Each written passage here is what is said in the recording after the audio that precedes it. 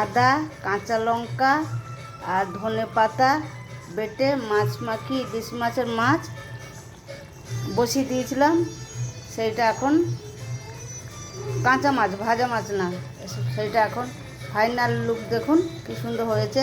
আমার নাতিটা ভিডিওটা কাটিয়ে দিয়েছে, তাই এই মুখে বলছে। এই দেখুন, এই দেখুন, খালি ঝোলটা দেখুন, এই দেখুন। এতে এক থালা কেন 2 থালা ভাত খেয়ে নেবে। এই দেখুন,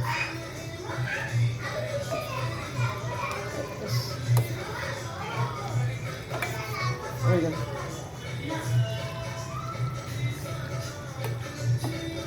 আর এটা গোটা ইলিশ মাছের বাচ্চা। এই দেখুন,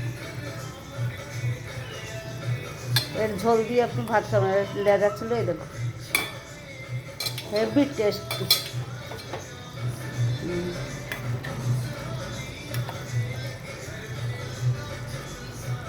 ধনে পাতা, কাঁচা লঙ্কা, যে যেরকম ঝাল খাবেন, আদা আর কাঁচা হলুদ আর ধনে পাতা গ্রাইন্ডিং করে মাছটাকে মাখিয়ে নিয়ে সরষের তেল দিয়ে বসিয়ে দেবেন, আর কিছু না।